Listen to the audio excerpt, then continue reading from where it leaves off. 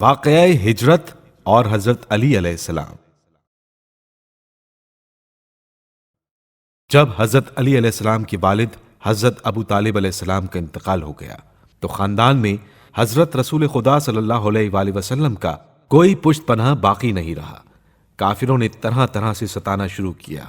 کبھی حضرت رسول اکرم صلی اللہ علیہ وآلہ وسلم پر پتھر برساتے، کبھی راستے میں کانٹے بچھاتے، کبھی نماز میں اونٹ کی غلیظ اوجڑی آپ کی پشت پر رکھ دیتے، کبھی دیوانہ کہہ کر تالیاں بجاتے، غرض کے جو کچھ ان سے بن پڑتا تھا کرتے تھے۔ حضرت صلی اللہ علیہ وآلہ وسلم بڑے صبر و استقلال سے ان تمام مصائب کو برداشت کرتے رہے، اور ان کی یہ مراد بر نہ آئی کہ حضرت محمد صلی اللہ علیہ وآلہ وسلم بت پرستی کی مذمت کرنا چھوڑ دیں۔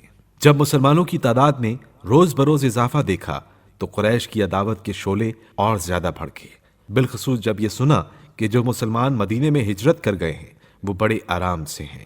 اب انہوں نے یہ طے کیا کہ سب مل کر محمد کو قتل کر ڈالیں تاکہ ہمیشہ کے لیے اس خلش سے نجات مل جائے۔ خدا نے بھی اپنے رسول صلی اللہ علیہ وآلہ وسلم کو قریش کے اس ارادے سے خبردار کر دیا۔ آپ صلی اللہ علیہ وآلہ وسلم نے اپنے جانثار بھائی حضرت علی علیہ السلام کو بلا کر فرمایا، آج تم میری جگہ میرے بستر پر سو جاؤ اور میری سبز چادر اوڑھ لو تاکہ دشمنوں کو یہی گمان رہے کہ میں اپنے بستر پر سویا ہوا ہوں۔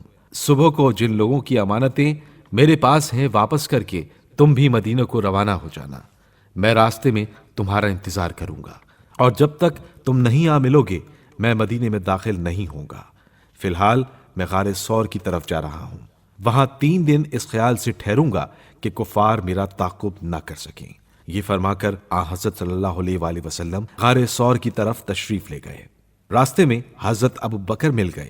آپ صلی اللہ علیہ وآلہ وسلم نے ان کو بھی اپنے ساتھ لے لیا۔ یہ غار مکہ سے تقریباً 2.5 میل جنوب کی طرف تھا۔ دونوں اسی غار میں جا کر چھپ گئے۔ گبن اس موقع پر حضرت علی علیہ السلام کے متعلق لکھتا ہے، اگرچہ قاتل دروازے پر نگرانی کر رہے تھے مگر وہ دھوکے میں آ کر علی کو محمد سمجھے ہوئے تھے، جو بستر رسول پر انہی کی چادر اوڑھے سو رہا تھا۔ صرف خاندان قریش ہی کے لوگوں نے اس جوان ہیرو کے اس اعلیٰ درجے کے کام کو، جس سے ثابت ہو گیا کہ اس کے دل میں اپنے چچا زاد بھائی کی کس درجہ قدر و منزلت ہے، قابل قدر خیال نہیں کیا، بلکہ اس کے اشعار میں جو اب تک موجود ہیں اس قوی یقین کی جو اس کو اپنے مذہب پر تھا، اور نیز اسی فکر و تردد کی جو اس کو اپنے چچا زاد بھائی کے باپ میں تھا، ایک دلچسپ تصویر ہے۔ اس واقعے سے حضرت علی علیہ السلام کی انتہائی بہادری کا ثبوت ملتا ہے۔ سچ پوچھو تو علی علیہ السلام نے یہ جان بیچنے کا سودا کیا تھا، جبھی تو خدا نے ان کی تعریف میں سورہ بقرہ کی یہ آیت نازل کی، وَمِنَ النَّاسِ مَن يَشْرِي نَفْسَهُ ابْتِغَاءَ مَرْضَاتِ اللَّهِ وَاللَّهُ رَءُوفٌ بِالْعِبَادِ۔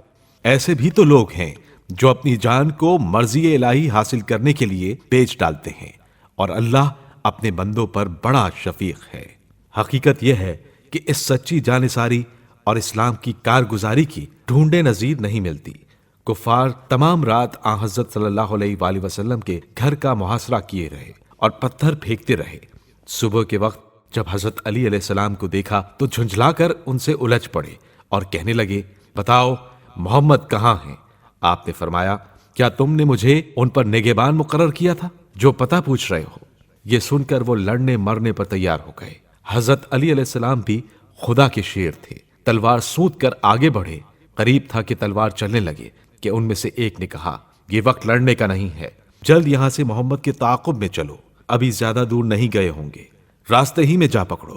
یہ سنتے ہی وہ سب کے سب فوراً آپ صلی اللہ علیہ وآلہ وسلم کے تعاقب میں روانہ ہو گئے۔